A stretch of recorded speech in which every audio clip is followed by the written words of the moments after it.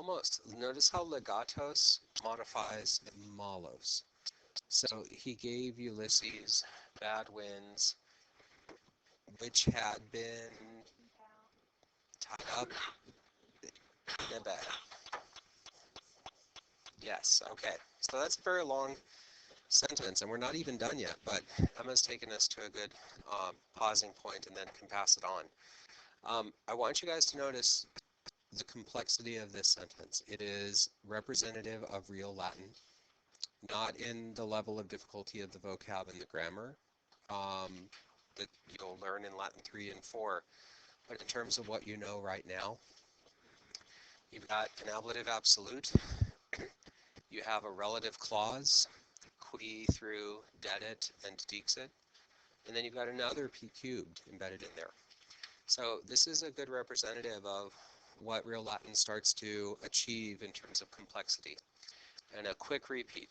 After Sicily had been left behind, Ulysses sailed to the kingdom or realm of Iolus, king of the winds, who gave Ulysses evil winds, which had been tied up in a bag, and who said, onwards, well, Augusta, go for it.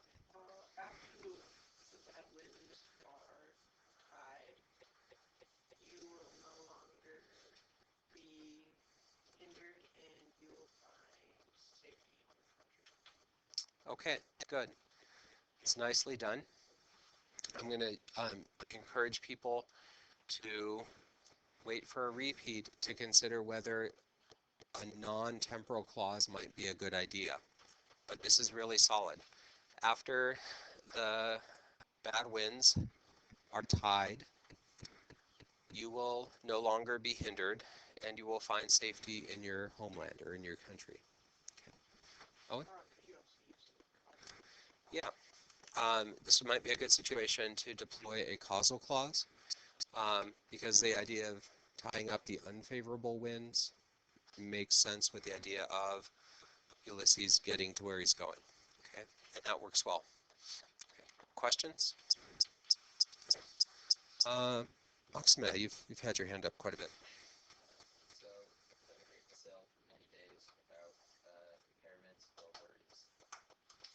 Sure, we're going to tweak it a little bit, just make it a tiny bit more literal on the ad.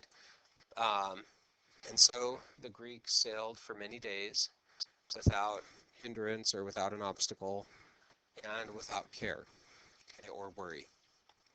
Right, good. Questions? All right.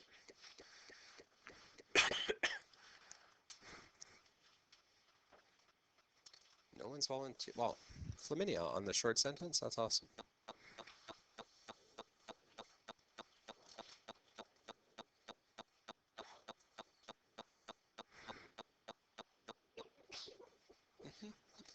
Yeah.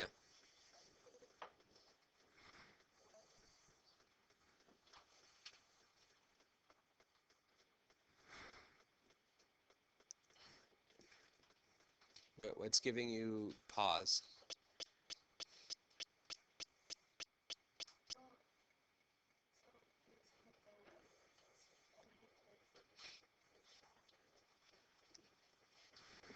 Well, it is referring to the wind as friendly. We might prefer the word favorable, but friendly works nicely. What I want to note is these look very ablative, and they are, but they're not quite an ablative absolute. Maybe with this passive verb, acti sunt, notice plural,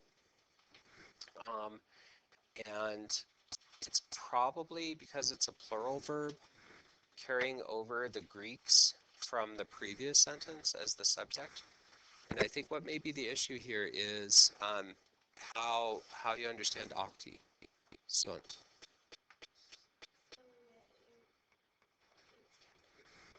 Yes.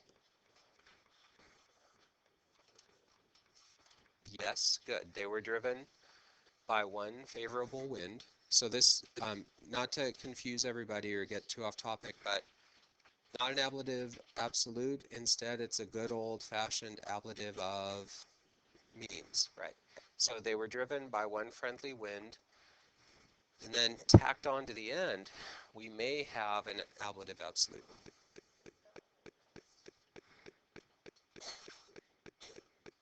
Yeah, even though the rest, or after the rest had been bound.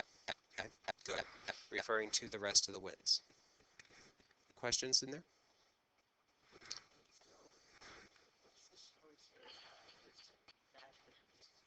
No. Okay, now, bad winds are winds that would blow Ulysses away from home. Good winds are ones that would blow him towards home. What happens to the bad winds?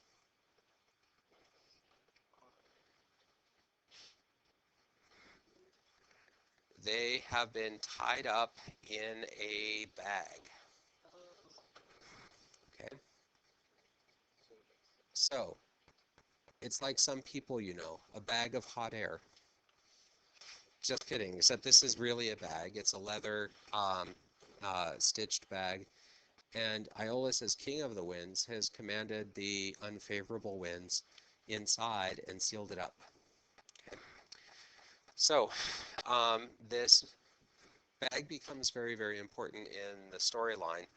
Um, the wind that will take Ulysses from, and by the way, not to get too far off topic, you won't see it on this map over here, but near the northwestern tip of Sicily, there is a small group of islands.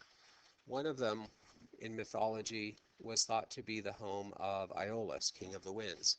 So in essence, it's a set of winds that will drive him, or a friendly wind that will drive him from over here back to his homeland on Ithaca. All right, good. Onwards. Okay, Katharina?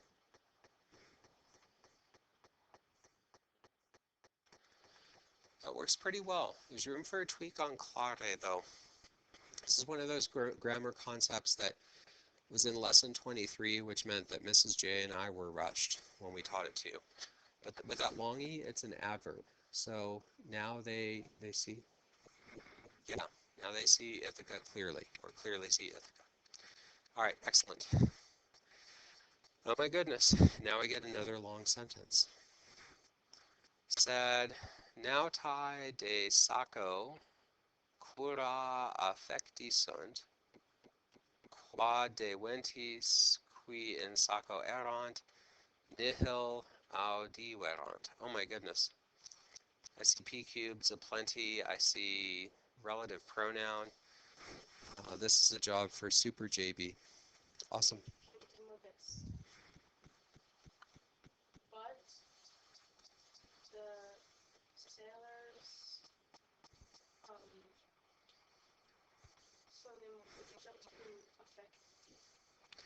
I'd actually jump to affecti and sunt. That's our main verb.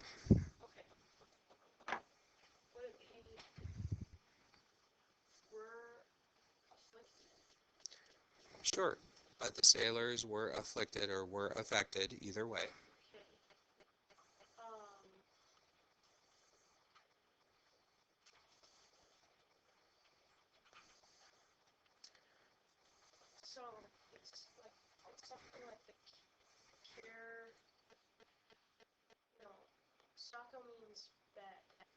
Yeah, or sack.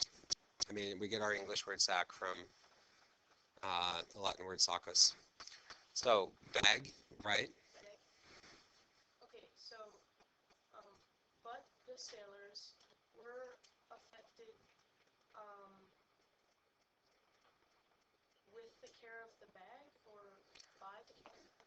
Yeah, by care or by concern or by worry.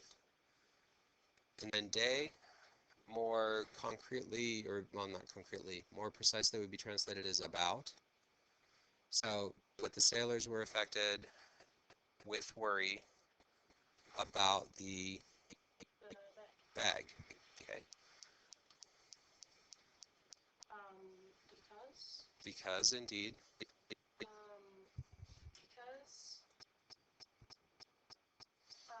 something about